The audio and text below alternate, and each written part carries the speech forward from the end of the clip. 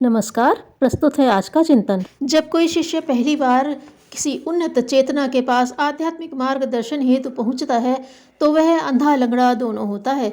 उसके पास न तो आध्यात्मिक दृष्टि होती है न गति।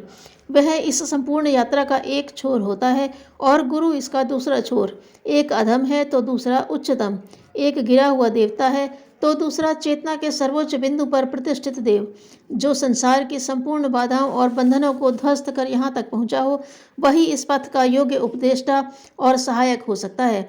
ऐसा व्यक्ति सद्गुरु के अतिरिक्त दूसरा नहीं हो सकता।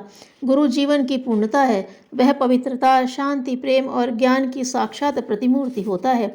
वही अंतःकरण के इन गुणों को प्रकट करने के उत्तरदायित्व को वहन करता है। जब कोई व्यक्ति इन विशेषताओं को अपने अंदर विकसित करना चाहता है तभी उसे गुरु की आवश्यकता महसूस होती है। गुरु अपने लक्ष्य की पवित्रता द्वारा शिष्य को अपने आंतरिक विकास की ओर अभिमुख करता है। इसके लिए वह सर्वप्रथम शिष्य को उसके अंदर स्थित गुरुतत्व के प्रति सजग करता है। गुरुतत्व प्रत्येक व्यक्ति के अंदर विद्यमान है।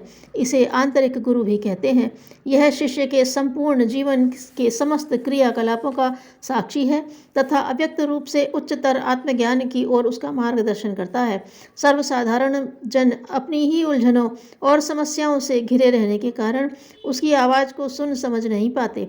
जो सुनते हैं वे उस अव्यक्त तत्व से परिचित नहीं होने के कारण उसे विभ्रम मान बैठते हैं और निरंतर उसके निर्देशों की उपेक्षा करते रहते हैं।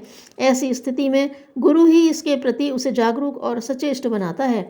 वह बताता है कि उक्त संकेत उसके अंदर के उच्चतम और पवित्रतम तत्व के हैं, जिसका आयु, स्थान और काल से कोई संबंध नहीं।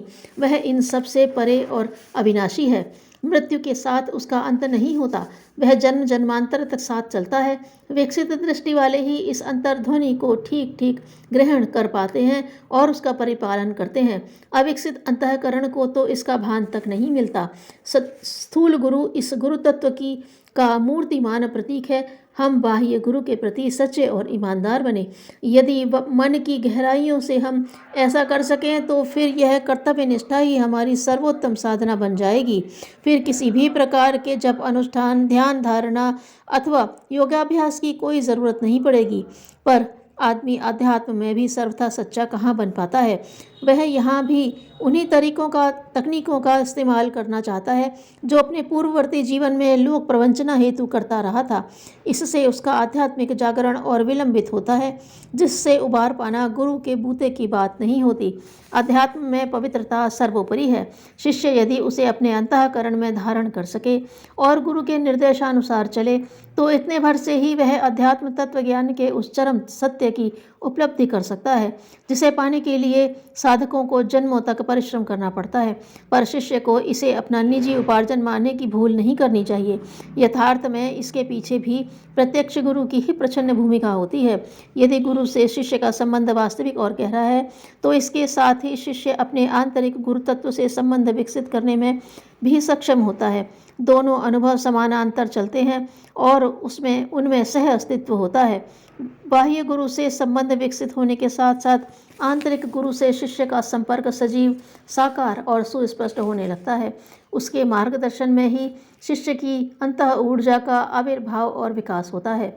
अनाड़ी और अज्ञानी शिष्य यदि अपने बूते ऐसा करना चाहे तो उसे असफलता के अतिरिक्त और कुछ भी हाथ न लगेगा। ऐसा समझा जाता है कि योग्य गुरु अपनी उपार्जित शक्ति का एक अंश शिष्य को देकर उसे समर्थ बना देने में सक्षम होते हैं, लेकिन आधार समर्थ होने पर भी ही यह संभव होता है। कमज़ोर आधार अंशदान में मिली वह शक्ति बर्दाश्त न कर सकेंगे और उल्टे अपना अहित कर बैठेंगे। इसलिए गुरु उन्हें इस प्रक्रिया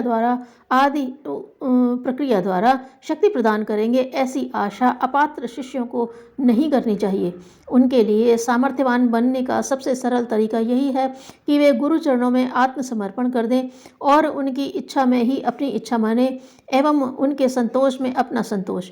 शिष्य जब अपने आप को संपूर्ण रूप से गुरु में विसर्जित कर देता है तो वह महसूस करता है कि एक अज्ञात शक्ति निरंतर उसका सहयोग कर रही है, न सिर्फ भौतिक क्षेत्र में वरन आत्मिक प्रगति में भी समान रूप से।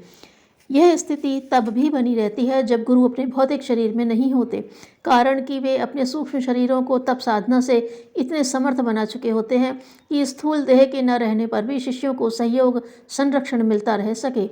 जो निष्ठावान शिष्य हैं, जिनके लिए गुरु कार्य ही सर्वोपरि है, ऐसे शिष्यों के प्रति गुरु भी अहेतु की कृपा करते हैं। उन्हें अपना संरक्षण मार्गदर्शन ही नहीं देते, अपितु आत्मोत्थान की सुनिश्चित गारंटी भी करते हैं। इससे कोई फर्क नहीं पड़ता कि वे इस संसार में अब हैं या नहीं, कारण कि आत्मज्ञान प्राप्त गुरु कभी मरते नहीं, उनका सिर्फ परमात्मा में विलय होता है। लेकिन अभिन्न हृदय शिष्यों की आत्मिक प्रगति तक वे प्रतीक्षा करते रहते हैं। वे यह देखते हैं कि उनके कार्यों को कौन कितनी तत्परता और निष्ठापूर्वक करता है और कौन उसकी खाना पूर्ति भर करता है।